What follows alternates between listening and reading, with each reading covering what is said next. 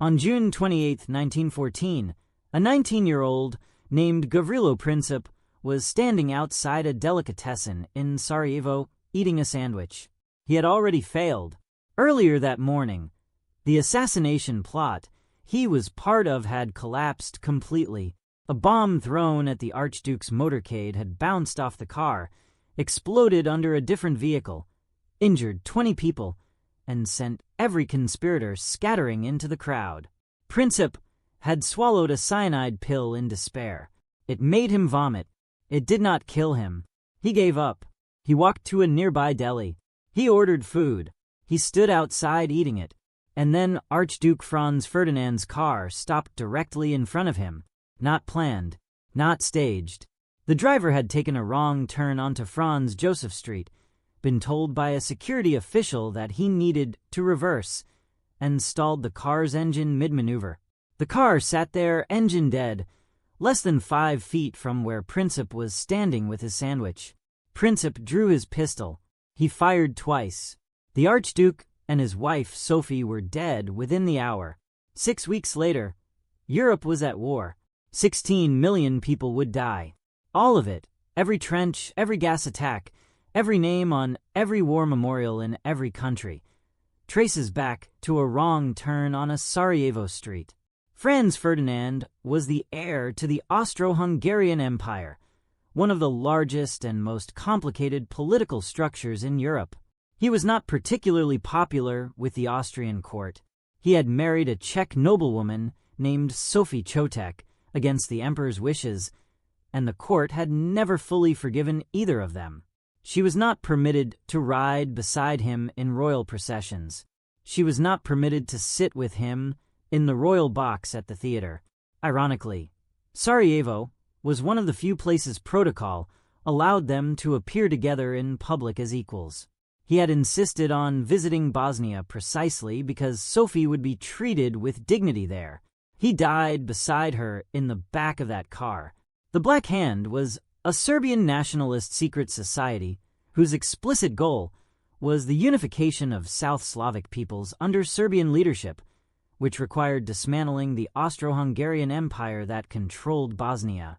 The society had trained and equipped Gavrilo Princip and 6 other conspirators and inserted them into Sarajevo specifically to kill Franz Ferdinand. The operation that morning had been amateur in almost every respect. The conspirators were stationed at intervals along the Appel Quay, the route the motorcade was supposed to take. The first conspirator froze when the cars passed. The second threw the bomb that bounced off and exploded too late. After that, the motorcade sped through, and the remaining conspirators lost their chance entirely. The driver who took the wrong turn was named Franz Urban. He had not been told about the route change made after the bomb attack. He turned onto Franz Joseph Street, following the original plan, which had already been cancelled, stopped when a security officer shouted at him, attempted to reverse, and stalled. History turned on that moment of mechanical failure. The killing of Franz Ferdinand gave Austria-Hungary the pretext it had been looking for to crush Serbia politically and militarily.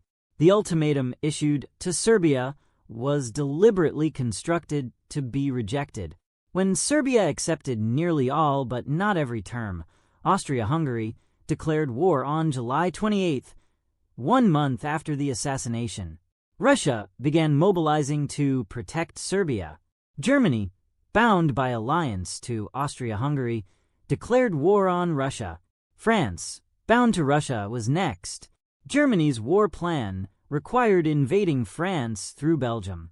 Britain, which had guaranteed Belgian neutrality, declared war on Germany on August 4th. 5 weeks, 7 major powers, 1 dead Archduke, 1 wrong turn. Gavrilo Princip was arrested at the scene. He was 19 years old, which meant under Austro-Hungarian law he was too young to be executed. He was sentenced to 20 years in prison and died of tuberculosis in 1918, 4 years into his sentence. 4 years into the war his moment of chance had ignited. He never fully understood what he had caused. His stated aim was Bosnian freedom. What he produced was the collapse of 4 empires, the deaths of 16 million people, and the map of the modern world. The car in which the Archduke was shot still exists. It is in a museum in Vienna. The bullet holes are still visible in the door. The delicatessen where Princip was eating when the car stalled in front of him no longer exists.